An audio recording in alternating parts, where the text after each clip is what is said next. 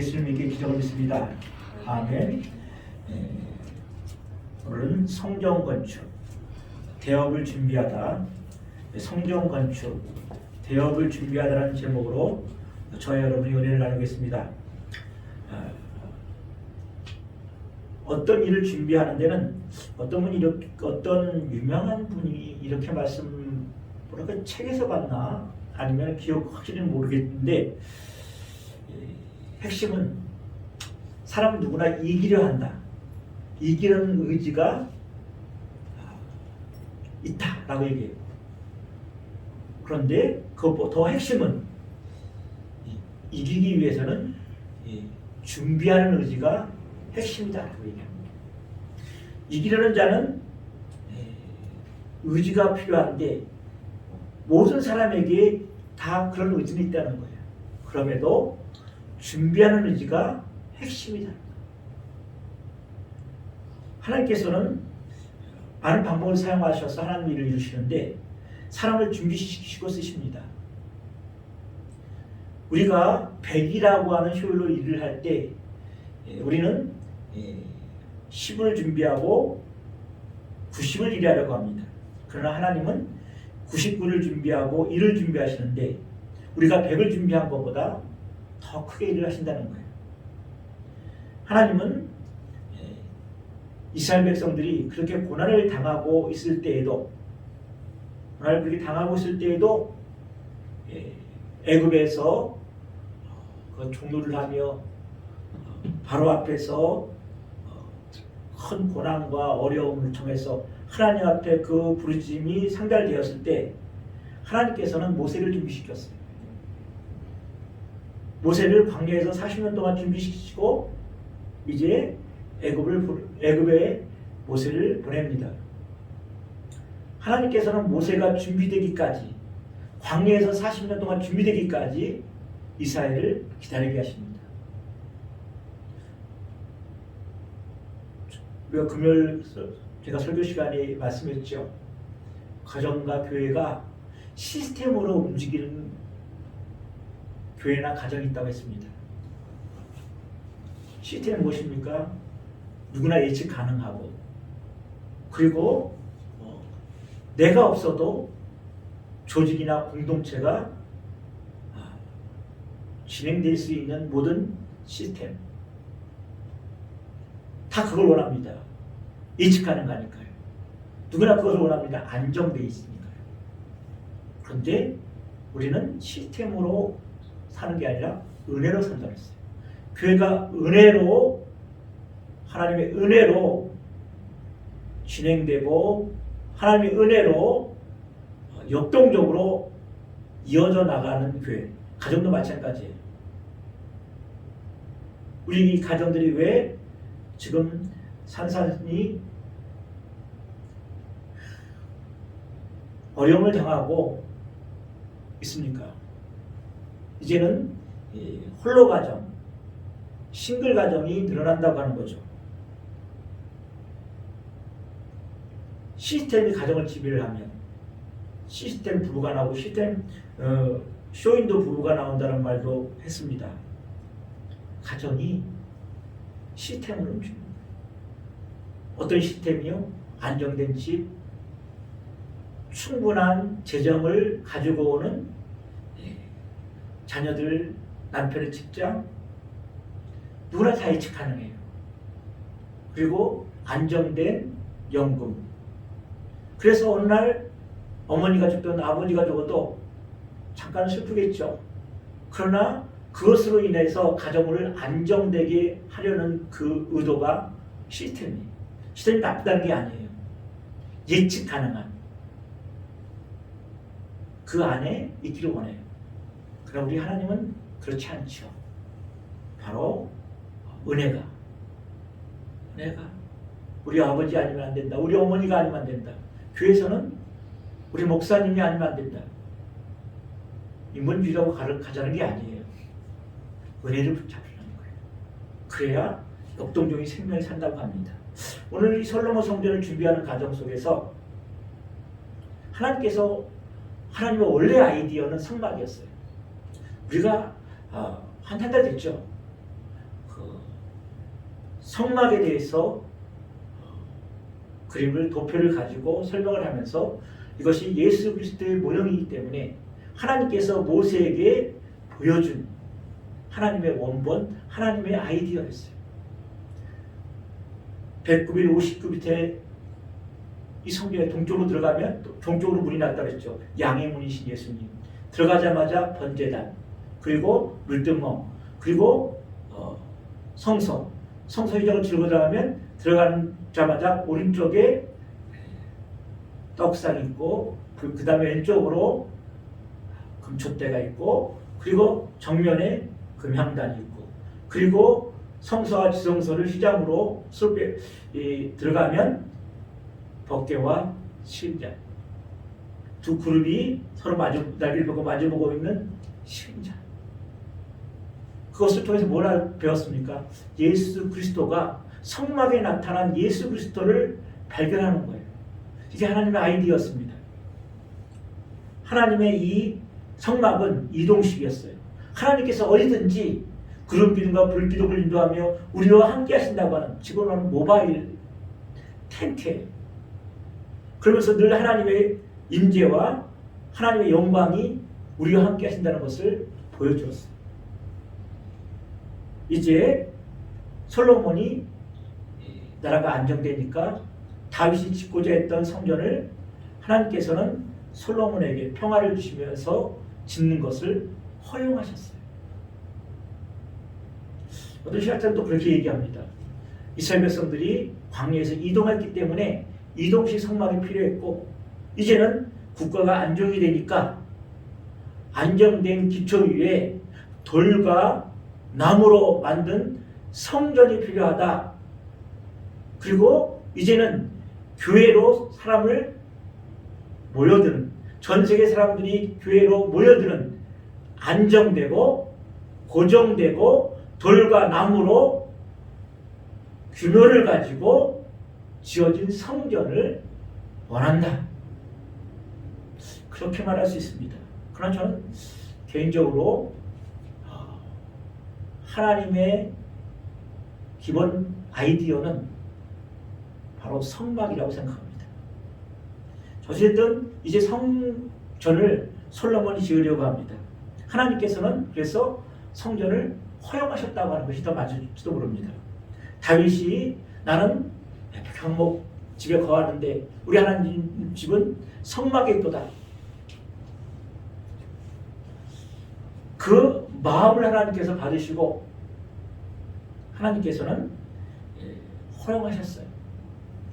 오늘 이 본 말씀은 성전을 준비하는 대역, 하나님의 성전 건축이라는 대역을 준비하는 내용입니다. 크게 두 가지로 정리해서 말씀드릴 수 있습니다. 첫째는 이 대역 성전 건축을 위해서 인간관계가 먼저였다는 겁니다. 솔로몬이 기운을 받고 그의 아버지를 이어 왕이 되었고 1절입니다. 두로왕 히람이 듣고 그의 신하들을 솔로몬에게 보냈으니 이는 히람의 평생에 다윗을 사랑하였습니다.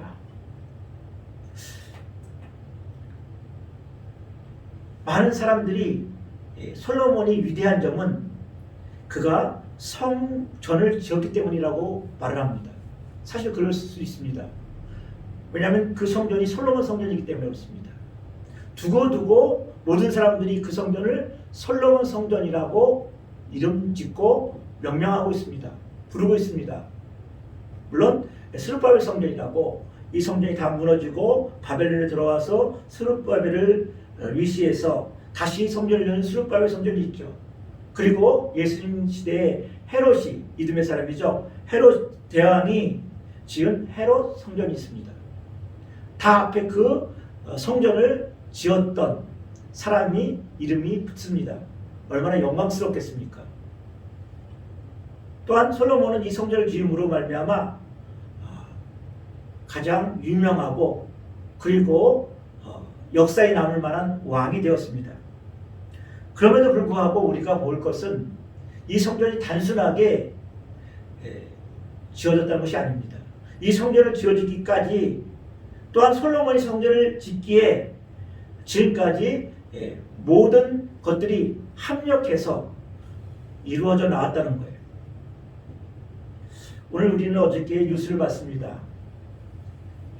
계엄이 선포되고 그리고 이 계엄이 해제되고 또한 탄핵이 국회에서 결정이 됐습니다. 그것을 보면서 많은 시민들이 나와서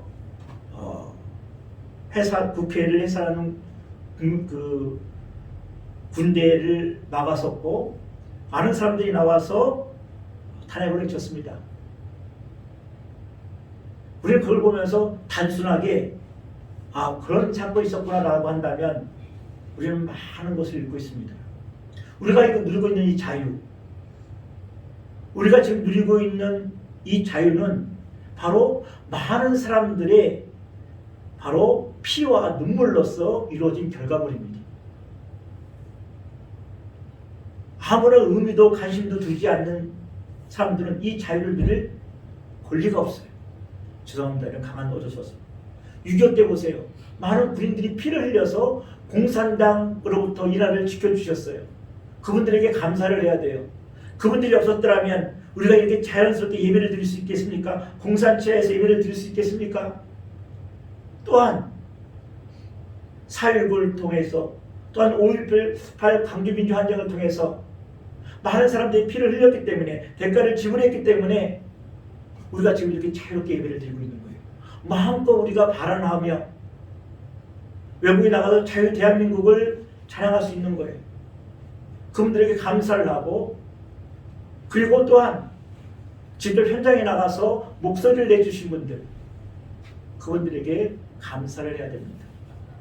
오늘 레바논 솔로몬 성전을 짓기 위해서 단순히 솔로몬이 지은 것이 아닙니다. 오늘 보세요. 히람 왕이 다윗을 사랑해서 솔로몬에게 사랑을 보냅니다.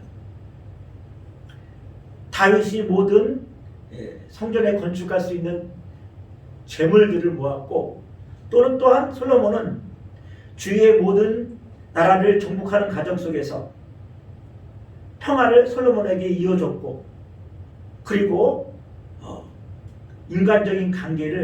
너무나 인간적인 관계를 돈독히 해왔습니다. 그래서 두로왕 히람이 솔로몬에게 사랑을 보낸 거예요. 히람 왕, 이 두로왕의 도움이 없었더라면 성전 건축이 이루어졌겠습니까? 이 성전은 돌과 나무입니다. 나무는 백향목으로 지어져야 돼요. 백향목은 높이가 40m나 올라가고 냄새도 좋고 내구성도 강하고 천년을 간대요. 이것은 내 말 한 번 있는 겁니다. 성전을 짓기 위해서 이 나무를 갖고 오기 위해서 두 가지 방법을 써야 돼요. 하나는 레바논을 침공해야 돼요. 수많은 사람을 죽이고 나무를 베고 갖고 와야 돼요. 이 방법밖에 없어요. 또 하나의 방법은 많은 돈을 주고 사야 되는데 허락할 수도 안 할지도 미지수입니다. 그런데 히람 왕이 자발적으로 솔로몬에게 편지를 써서 히람에게 서로의 평화 관계를 유지합니다. 다시 그렇게 해놨다는 거예요. 오늘 우리가 누리고 있는 큰 일을 하기 위해서는 먼저 우리가 인간적인 관계 속에서 준비되어야 된다는 거예요. 그렇지 않다면 힘들어요. 모든 것들이 힘들어요. 먼저 우리가 어떤 대업을 이루고 준비하기 위해서는 인간적인 관계를 먼저 준비해야 된다는 거예요. 그것이 준비되지 않으면 실패할 수 없어요. 왜 오늘 솔로몬이 아버지 다윗 이렇게 강조하고 있습니까? 다윗은 어떤 사람이었습니까? 인간다운, 참으로 인간다운 사람이었습니다. 인본주의하고는 틀립니다. 반드시 우리 관계 속에서는 하나님께서 관계를 통해서 일을 하시는데 관계 속에서는 하나님과의 관계 속에서의 거룩함뿐만 아니라 인간이 가지고 있는 감동할 수 있는 인간의 인간성의 냄새가 나야 되는 거예요. 그래야 친근해질 수 있어요. 뭔지 모르게 그 사람에게 끌려야 돼요. 다른 사람에게 끌리고 대화가 되고 타협할 수 있고 그런 관계가 있어야 돼요. 사람이 돼야 돼요. 저 사람은 참 하는 말마다 바르고 맞는 말만 하는데 정이 없어요. 가까이 가기 싫어요. 우리가 다른 사람들하고 관계 속에서 소통이 될 수 있고 서로가 설명을 할 때 납득이 될 수 있어야 돼요. 납득이 되지 않으면 사람을 감동시키지 않으면 설득할 수가 없어요. 누구나 다 자기의 생각이 있고 자기가 추구하는 신념이 있어요. 상대방이 갖고 있는 신념, 그 생각을 내가 내 생각과 신념을 전달하고 있는 그 중간 과정에 뭐가 있어야 되냐면 인간다운 감동이 있어야 돼요. 이것이 없으면 소통이 불가능해요. 다윗은 참으로 인간다운 사람이었어요. 요나단을 보죠. 요나단은 어떤 사람입니까? 바로 사울의 아들이었고 만약에 요나단이 다윗과 그 관계가 원만치 않았더라면 단지 요나단의 관계가 인간적인 관계 속에서 서로가 여인의 사랑보다 더 짙지 않았더라면 다윗은 그의 생명을 보존하지 못했던 사건도 우리가 볼 수 있습니다. 다윗은 어떤 사람이 이렇게 인간적인 관계였습니까? 늘 다윗에는 어떤 마음이 있었냐면 나는 하나님의 어린 양이다라는 것이 나는 하나님의 어린 양이라는 것이 주는 나의 목자시니 여호와는 나의 목자시니 내게 부족함이 없으리로다. 나는 목동이었지만 하나님께서 나를 높이셔서 이스라엘 백성들의 목자가 되시게 했다. 그러나 나도 하나님 앞에서 한 양이라는 의식이 있었기 때문에 그는 모든 사람들이 그를 좋아할 수밖에 없었어요. 왕은 왕을 싫어합니다. 권력을 잡은 자는 권력을 잡은 자를 싫어해요. 이렇게 말하면 뭐하지만 목사가 목사를 제일 경계해요. 그런데 히람 왕은 다윗을 사랑했던 것은 바로 그가 하나님 앞에 나는 하나님의 양이다라는 의식입니다. 우리가 그런 의식이 있어야 소통이 될 수 있어요. 내가 누군데 벌써 대화하고 타협하고 설득하는 과정 속에서 나를 내세우면 감동이 안 돼요. 설득이 안 돼요. 하나님, 그래서 예수님 뭡니까? 나는 온유하고 겸손하니. 하나님이신 예수님도 나는 마음이 온유하고 겸손하니라고 하는데 우리가 온유하고 겸손하지 않는다면 사람을 설득할 수 없어요. 사람에게 감동을 줄 수 없어요. 저 사람이 저런 높은 지위에 있는데 이런 고압적인 자세로 나올 것 같은데 말하는 거 보니까 온유해. 말하는 거 보니까 겸손해. 설득당할 수밖에 없어요. 감동할 수밖에 없어요. 그래서 히람이 평생에 다윗을 사랑할 수밖에 없어요. 그의 마음속에 예수님의 마음이 있으니까, 예수님의 온유하고 겸손함이 있으니까 자꾸 끌려요. 자꾸 감동되고 그가 말하는 것은 귀를 기울이는 거예요. 어떤 분이 그렇게 얘기하더라고요. 어떤 사람하고 조언을 해주고 논쟁을 할 때 세 가지를 지키면 된다고. 첫째, 내가 말하는 것이 옳은가? 두 번째는 옳다 하더라도 지금 필요한 시기인가?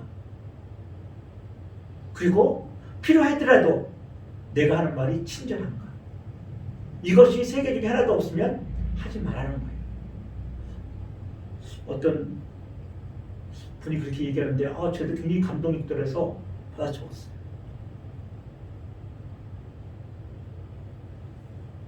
만약에 히라망이 도와주지 않았더라면 할 수가 없었어요. 그냥 이루어지는 게 아니에요. 우리가 다른 사람들하고 설득하고 참으로 인간다운, 참으로 인간미 넘치는 매력이 있는 사람이 되기 위해서는 소통이 가능하고 감동시킬 수 있고 해야 되는 거예요. 개인적으로 이런 사람들이 리더가 되겠다고 저는 생각을 해요. 그래야 국민과 설득하고 팔로워들하고 소통하고 팔로워들을 감동시켜서 쫓아오게 하는 것이지, 팔로워들을 설득하고 이해시키고 설명해서 끌고 오는 것이지, 자기가 가진 권리나 위협 그리고 하고 해서 끌고 온다면 처음엔 따라가요. 그러나 결정적인 시기는 등을 돌려요.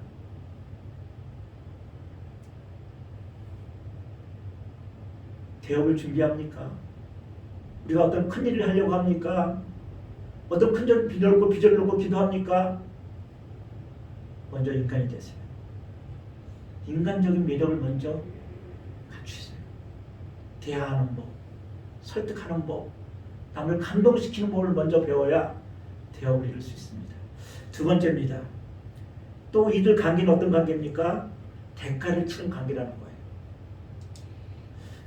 이 두왕 히람이 백항목을 제공하겠다고 합니다. 그런데 이걸 어떻게 제공합니까? 자른 인부도 필요하죠. 그것을 또 어떻게 운반합니까?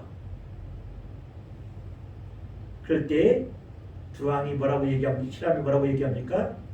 해로를 통해서, 바다를 통해서 뗏목을 만들어 운송해 주겠다는 거예요.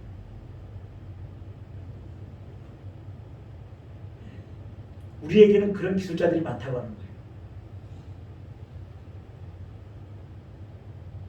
우리 뗏목이 떼돈 번다는 말을 아십니까? 떼돈 번다는 말 있잖아요. 떼돈 번다. 떼돈 번다는 건 뭐냐면 떼꾼이 뗏목을 나름으로써 버는 돈을 떼돈 번다고 그러는 거예요. 대원군 시절에 그 경복궁이 붙었잖아요. 임진왜란 때. 그래서 그것을 건축하고 그 왕권의 그 어떤 상징성을 강화하시기 위해서 경복궁을 재건합니다. 경복궁을 재건할 때 쓸만한 소나무가 없는 거예요, 주위에. 근데 경복 보면 동강에 참 대목들이 많아요. 그래서 그걸 어떻게 운반을 합니까? 동강에서 배를 나무를 묶어서 그걸 싣고 한강까지 걸어 오르는 거예요. 그러기 위해서는 그 수많은 사람이 필요했어요. 그 옮기는 과정에 많은 사람이 죽을 수 있었어요. 그래서 그 일을 하는 사람들은 위험을 감수하고 일을 했기 때문에 그 떼꾼들이, 뗏목을 옮기는 그 떼꾼들이 돈을 한꺼번에 많이 번다 해서 떼돈 번다고 그래요. 지금 이 두로왕이 이 일을 하고 있는 거예요. 얼마나 힘들었겠어요. 얼마나 다윗에게 감동을 해서 자원을 쌓였겠어요. 그런데 솔로몬은 그 대신에 내가 밀과 기름을 너에게 제공해 주겠다. 그러면서 대가를 지불해 줍니다. 상호 존중이죠. 상호 관계 속에서 가장 중요한 게 무엇입니까? 신뢰예요. 그러면서 항상 우리는 대가를 지불해 줘야 돼요. 대가를 지불하지 않는 모든 것들은 반드시 역효과가 나고 반드시 우리에게 반대급부로 해를 끼쳐요. 대가를 지불할 수 있어야 돼요. 어떤 것이든지. 서두에 말씀드렸던 것처럼 우리가 이렇게 자유롭게 예배를 드릴 수 있었던 것들은 6.25 때 많은 군인들이 공산주의에 반대해서 피를 흘리신 대가로 예배를 드리고 있는 거예요. 그렇지 않았다면 지금 우리가 이렇게 자유롭게 예배를 드릴 수 있겠습니까? 5.18 광주 민주항쟁 상태를 통해서 이제 다시는 계엄이 일어나서 이 땅을 군락발로 짓밟지 않기 위해서 많은 사람들이 죽었어요. 자석가 소년원들 한번 읽어보세요. 참 리얼하게 잘 썼습니다. 그 소설을 읽지 않고 5.18을 논하지 마시기 바랍니다. 많이 죽었어요. 우리가 이렇게 마음껏 자유롭게 발언할 수 있는 이유, 우리가 이렇게 자유롭게 대통령도 뒤에서 욕할 수 있는 자유, 다 그분들의 피와 대가를 지불하고 우리가 누리고 있는 거예요. 우리 자손들에게 또한 이 자유민주주의의 대가를 누리기 위해서 우리 또한, 그래서 많은 시민들이 거리에 나와 여의도에 나와 탄핵을 외치고 그 추운 날씨에 부르짖었어요. 그리고 여러 목사님들은 교회에서 기도하고 대가를 지불하지 않는 자유는 없어요. 대가를 우리가 또한 선택할 수 있는 자유도 있잖아요. 우리가 누리는 자유 중에 가장 큰 자유가 뭐냐면 선택할 수 있는 자유예요. 우리가 누리는 자유 중에 가장 큰 자유가 선택할 수 있는 자유라니까요. 하나님을 믿을 수 있는 자유, 안 믿을 수 있는 자유가 이 땅에 소용됐어요. 신본주의 입장에서는 크나큰 치명적인 가슴 아픈 약점이지만, 이 세상이 이렇게 어느 종교를 믿을 수 있는 자유, 선택할 수 있는 자유, 그 자유를 누릴 수 있기 위해 우리는 많은 대가를 지불했듯이 우리 또한 하나님 나라를 위해서 대가를 지불해야 돼요. 기도해야 되고 예배해야 돼요. 우리 성도 중에서는 전주에서 와서 예배드립니다. 단순히 본교회니까 맞아요. 그거는 1차적으로. 그렇지 않더라도 하나님, 내가 예배를 위해서 내가 물질적으로 시간적으로 헌신했다고 하는 그 마음 자세가 하나님 나라가 이루어지는 거예요.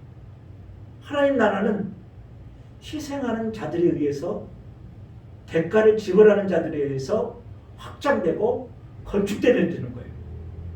예수 그리스도를 보세요. 성막이 왜 중요하냐? 하나님의 아이디어냐? 예수 그리스도를, 바로 성막이신 예수 그리스도를 전형적으로 가장 잘 설명했기 때문에 그래요. 예수님께서 바로 몸짓고 피 흘려서 십자가에 돌아가신 것은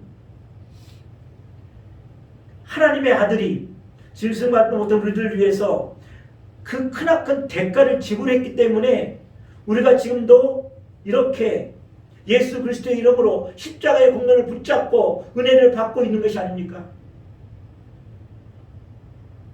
예수님께서 십자가에서 돌아가시면서 부러지실 때 성막에 있는 지성소에 있는 휘장이 쫙 찢어지면서 이제는 누구라도 하나님의 성전에 담대히 나가 하나님께 기도할 수 있고 하나님께 예배할 수 있게 될 거 아닙니까?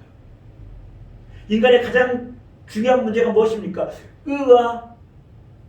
바로 죄와 사망이에요. 인간이 해결할 수 없는 것 두 가지, 죄와 사망이에요. 이건 누구도 해결해 줄 수 없어요. 누구도 해결할 수 없는 인간의 가장 치명적인 문제, 죄와 사망.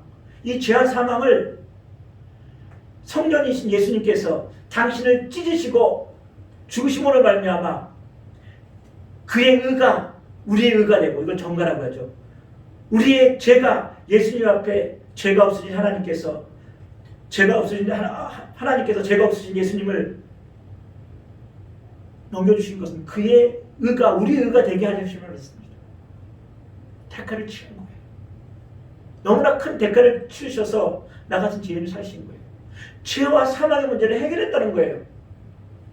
그래서 누구든지 주의 이름을 부르는 자는 구원을 얻을 수 있어요. 누구든지 마음으로 믿고 입으로 시인하면 구원을 받을 수 있어요. 누구든지. 이게 단순히 된 겁니까? 이것이 그냥 된 거예요? 아니에요. 바로 우리 예수님이, 하나님이신 예수님이 바로 몸짓고 피 흘리셨기 때문에 이 죄가 해결됐고 사망이 해결됐어요. 이제 우리는 살아있는 자는 죽지 않고 영원히 산다고 하는 건 뭡니까? 그것은 예수를 믿는 순간 이제 우리는 죽지 않아요. 죽어도 살고 살아있는 영원히 죽지 않는다는 이유는 무엇은 하나님의 생명 예수님께서 사망을 이기셨기 때문에 우리 안에 예수의 생명이 있기 때문에 죽는 것이 아니에요. 단지 우리를 감싸고 있는 이 육체가 단지 심장을 멎은 것뿐이에요. 세상 사람들 그걸 죽음이라고 말하지만 우리는 그것을 잔다라고 표현해요. 그래서 성경에는 잔다라고 표현하지 않아요. 우리는 자는 거예요. 그래서 예수님이 재림하면 다 깨어나서 할렐루야 주님을 영접하는 거예요. 그래서 하나님 예수를 믿는 자는 죽어도 살고 살아있는 영원히 사는 거예요. 예수의 생명이 우리에 있기 때문에. 이게 공짜입니까? 이게 공짜예요? 아니에요. 반드시 가장 중요한 것은 거기에 상하는 대가를 지불해야 돼요. 우리가 하나님 나라를 위해 맨날 열심히 기도하고 또한 갈망하고 소망하고 있습니까? 대가를 지불해야 되는 거예요. 부정적인 예식이 죄송합니다. 우리 다음 세대가 걱정이에요. 예수님께서 다른 이유 울지 말고 너희 자녀를 위해 울라고 하셨습니까? 우리의 어머니 아버지들이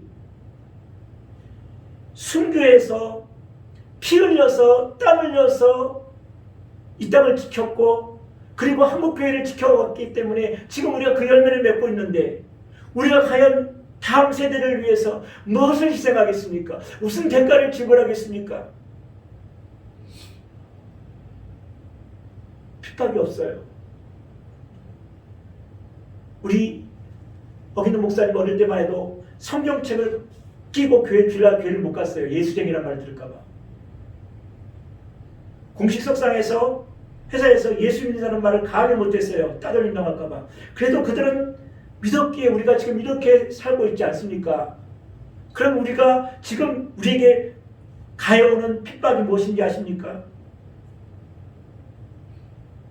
그렇게 교회 믿는 예수를 믿는 교회를 다니는 사람들을 암암리 아니면 명시적으로 핍박을 해서도 우리 어머니 아버지들은 교회를 지켰기에 지금 우리가 그 열매를 맺고 있는데 오늘날은 어떤 핍박이 옵니까? 없지요. 대신에 뭐가 있습니까?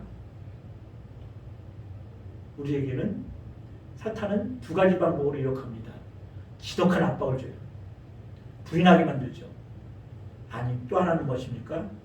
그냥 줘버리는 거예요. 넉넉하게. 우리 욕심을 마음껏 부채질해요. 하루 세 끼를 못 먹어서 교회 못 옵니까? 누가 총칼을 들고 있어서 교회 못 옵니까? 예수쟁이라고 손가락질하고 비난하고 공공연히 탄압해서 못 옵니까? 그렇지 않잖아요. 그래서 제가 늘 말합니다. 이제는 만몬신과의 전쟁입니다. 만몬신이 누군지 아시죠? 재물의 신입니다. 더 넉넉히 줌으로 말미암아 바빠요. 여행하기 바쁘고 돈이 있고 시간이 있고 건강이 있는데 이것을 하나님 나라를 위해 쓰기 싫어해요. 그래서 한가할 때 가는 것이 교회라고 생각하고 마음껏 놀러 다닙니다. 주일날 여행 가고 친구 만나고.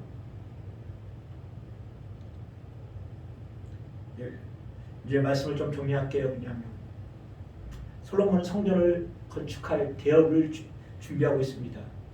솔로몬을 하나님께서 솔로몬에게 성전을 지으라고 하신 것은 솔로몬이 뭐 탁월한 능력이 있어서가 아닙니다.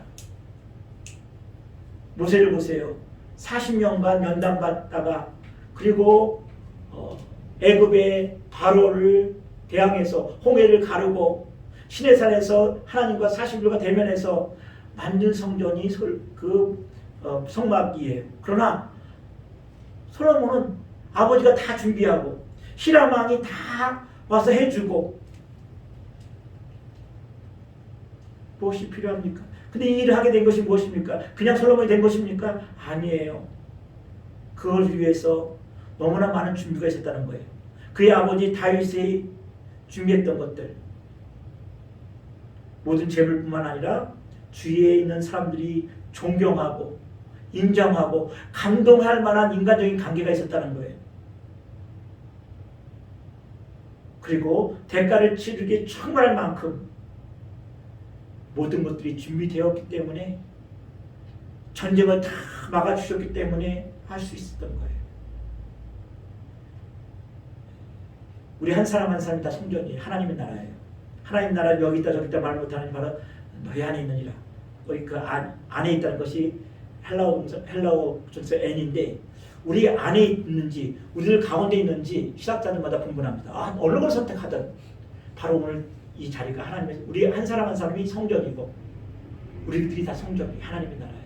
우리가 바로 사람을 감동시킬 수 있는 매력이 있어야, 그리고 대가를 우리가 지금 누리고 있는 이 자유로움과 하나님 나라의 확장을 위해서 대가를 준비하지 못한다면